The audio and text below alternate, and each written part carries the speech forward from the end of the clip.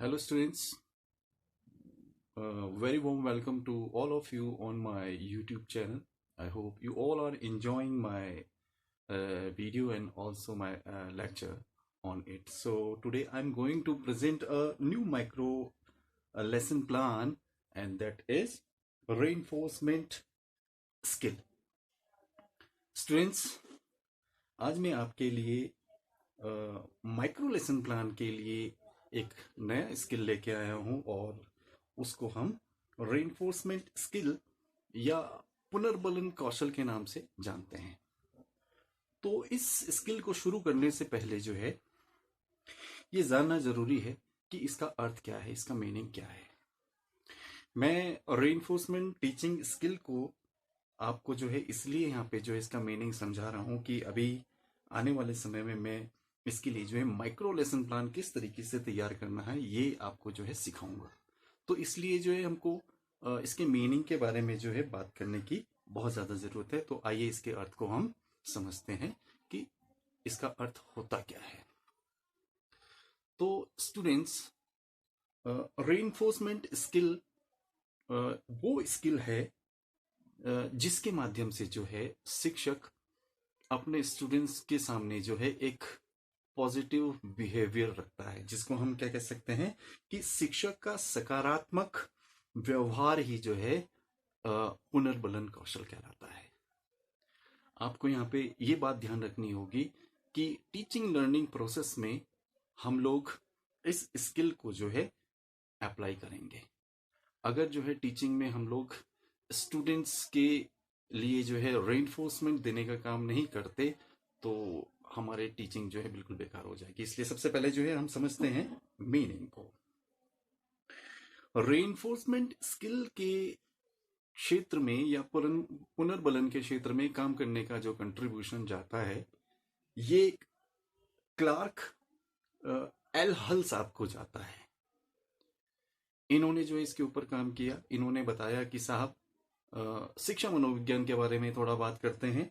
शिक्षा मनोविज्ञान के अंतर्गत जो है साइकोलॉजिस्ट थे, इसलिए इन्होंने जो है रेइंफोर्समेंट के लिए जो है कुछ सिद्धांत दिए हैं। तो उनका जो है एक प्रिंसिपल हम लोग ये कह सकते हैं कि इन्होंने रेइंफोर्समेंट स्किल के लिए एक सिद्धांत दिया जिसको जो है हम लोग कहते हैं आवश्यकता की पूर्ति। तो आप जो है बच्चे को जब सिखाते हैं तो वो किसी आवश्यकता की पूर्ति के लिए सीखता है, ये इनका सिद्धांत जो है बताता है। शायद इस जो मैंने सेंटेंस आपके सामने रखा कि ये हेडलाइन आपके सामने रखा कि आवश्यकता की पूर्ति, ये इसको जो है दूसरे शब्दों में कह सकते हैं कि सीखने के लिए प्रेरित करना। ये आपको जो अभी समझ में नहीं आया होगा, इसको एक इलस्ट्रेशन के माध्यम से हम लोग समझेंगे कि C.L. क्लार्क साहब ने जो है इसको आवश्यकता की पूर्ति क्यों कहा, इसलिए आपको जो है समझना जरूरी है। इन्होंने एक इलस्ट्रेशन के माध्यम से जो है समझाने की कोशिश की कि सीखने की पूर्ति, सीखने के लिए प्रेरित करने के माध्यम से या आवश्यकता की पूर्ति के माध्यम से जो है हम लोग स्टूडेंट्स को या कोई भी सब्जेक्ट, कोई भी प्राणी जो है सीखता है। वो आपके सामने जो इस तरीके से प्रस्तुत करते हैं। आपने देखा होगा कि छोटे क्लास लेवल पे जब बच्चे को जो है कोई टास्क सिखाया जाता है तो उसके सामने जो है एक पजल रख दिया जाता है, मेज, जिसको हम लोग जो है भूल भुलैया के नाम से भी जानते हैं। मेज उसके सामने जो है रखते हैं। उस मेज की जो है कैरेक्टरिस्टिक्स ये होती है कि एक तरफ जो है रैबिट है और दूसरी तरफ उसके बाहर जाने का, उसके बाहर निकलने का रास्ता। अब बच्चे के लिए जो है पजल ये है, उसके लिए टास्क ये होता है कि स्टूडेंट, आप यहाँ पे जो है समझे कि रैबिट एक जगह से जो है, उन छोटे बच्चे के लिए कहा गया है, स्टूडेंट्स, उनको ये समझाया जाता है कि आपको जो है इस रैबिट को इस पजल से, इस भूल भुलैया से जो है बाहर लेके जाना है और उसके लिए जो है बहुत सारे जो है रास्ते हैं। उन रास्तों में आपको जो है बैरियर मिलेगा, बाधा के रूप में जो है आगे दीवारें लगी है। तो रैबिट जब चलना शुरू करता है तो एक रास्ते पे जाता है, वो ये पाता है कि यहाँ पे जो है रास्ता बंद है, इसलिए साहब जो है रास्ता चेंज कर लेता है, दूसरे रास्ते पे जो है निकलने की कोशिश करता है। वहां पे ये फाइंड करता है कि वो रास्ता भी बंद है ना। तो इस तरीके से जो है वो रास्ते चेंज करते करते करते जो है एक सही रास्ते को जो है ढूंढ लेता है। तो ये जो टास्क होता है छोटे बच्चे के लिए होता है। इसी तरीके से जो है जो क्लार्क साहब हुए हैं, उन्होंने जो है इसका एक एग्जाम्पल जो है चूहे के ऊपर किया। उन्होंने जो है हमको जो है इसके माध्यम से ये बताया कि आवश्यकता की पूर्ति के लिए चूहे ने जो उसकी जो है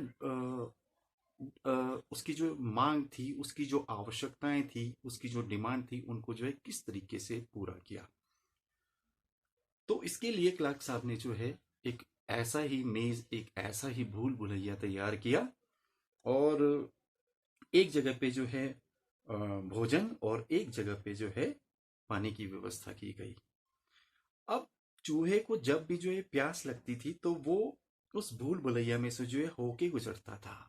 अब भूल भुलैया में से गुजरने के लिए भी बैरियर के रूप में जो है रास्ते जो है जगह जगह से बंद थे, तो उसको जो है सही रास्ते से होते हुए, सही रास्ते से होते हुए जो है एक स्थान पे पहुंचना होता था। तो जब उसको जो है भूख लगती थी, भोजन के पास जो है वो पहुंचता था, चाहे कितने भी जो है बैरियर्स जो है रास्ते में लगे वो भोजन तक पहुंचता था।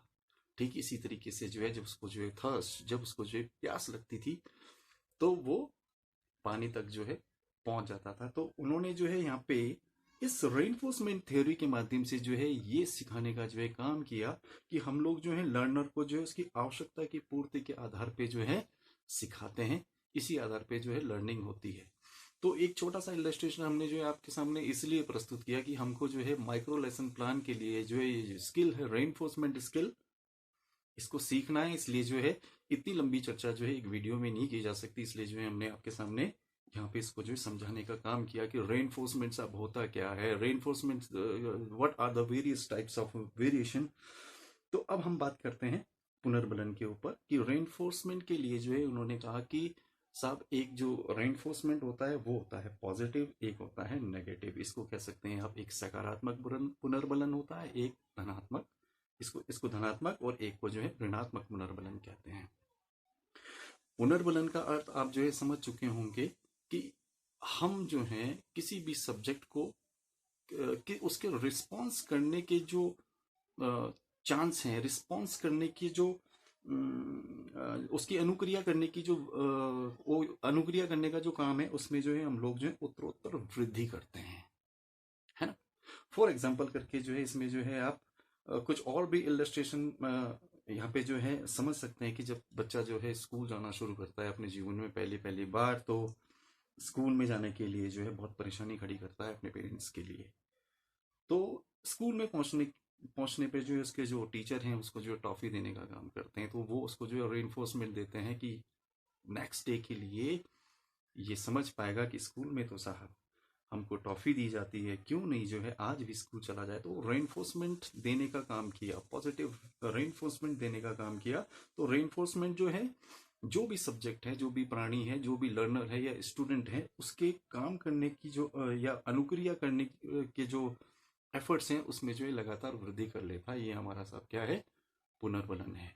तो हम लोग जो है बात कर रहे थे कि ये जो क्लार्क हल साहब हैं, इन्होंने जो है जो प्रतिबलन सिद्धांत, इन्होंने इसको प्रतिबलन सिद्धांत भी कहते हैं, इसके आधार पे कहा कि दो प्रकार के साहब हम लोग रेनफोर्समेंट के बारे में जानते हैं। दो प्रकार होते हैं इसके, एक हमने कहा सकारात्मक पॉजिटिव, दूसरा कहा नकारात्मक ऋणात्मक, इसको कह सकते हैं नेगेटिव रेनफोर्समेंट।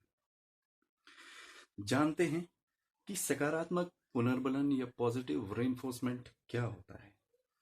तो टीचिंग लर्निंग प्रोसेस में आप प्यूपल टीचर्स को टीचिंग करते समय जो है स्टूडेंट को रेनफोर्स देना है, पुनर्बलन देने का काम करना है।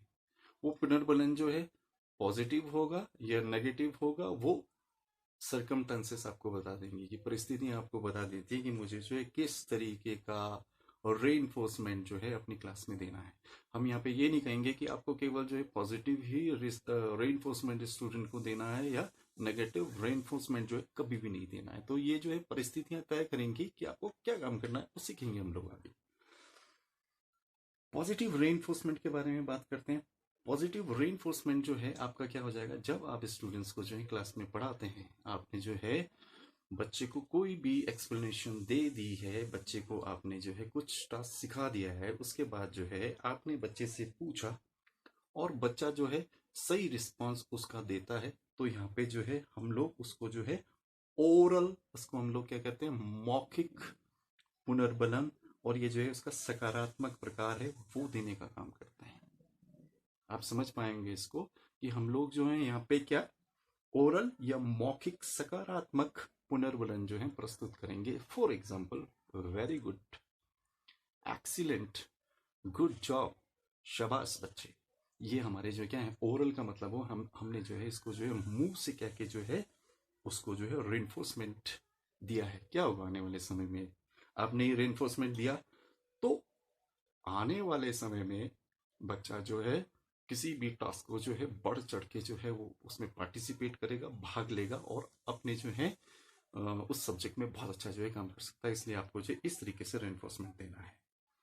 अब हम बात करते हैं कि नॉन वर्बल जो हमको यहाँ पे कहना होगा कि अमौखिक पुनर्बलन है, उसमें जो है कौन कौन सी बातें जो है सामने आती है। ओरल में आप समझ चुके हैं कि ओरल का मतलब होता है बोल के आपने कुछ कहा, और नॉन वर्बल अमौखिक जो पुनर्बलन है उसमें क्या करना है आपने, उसमें आप जो है आपको मुंह से तो नहीं बोलना होता है, आप कह सकते हैं नो, आपने जो है सिर हिलाया है ना, आप जो है इस तरीके से कहते हैं नहीं।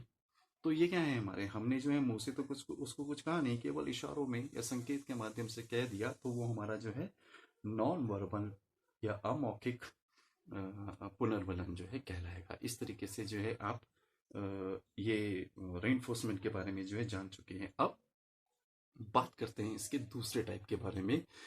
उसका जो दूसरा प्रकार है वो है नकारात्मक पुनर्बलन।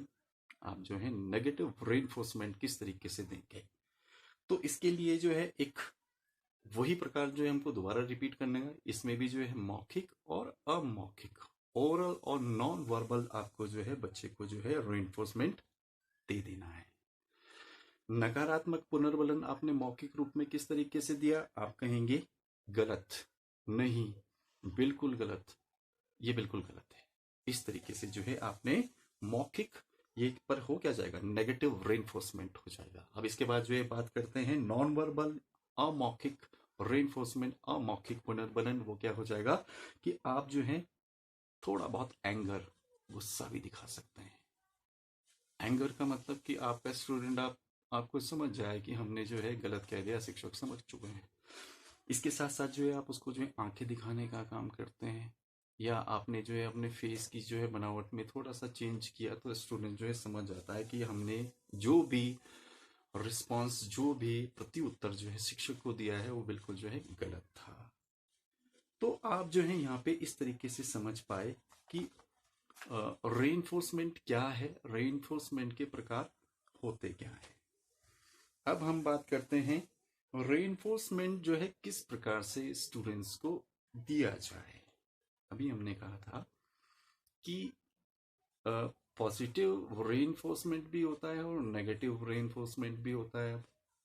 पॉजिटिव रेइंफोर्समेंट में आप क्या कर सकते हैं, बच्चों को प्रमोट करने के लिए, बच्चों को सीखने सिखाने के लिए आप जो है उसको क्या कर सकते हैं, कोई रिवॉर्ड दे सकते हैं, कोई उसकी प्रशंसा कर सकते हैं, उसको पुरस्कार दे सकते हैं।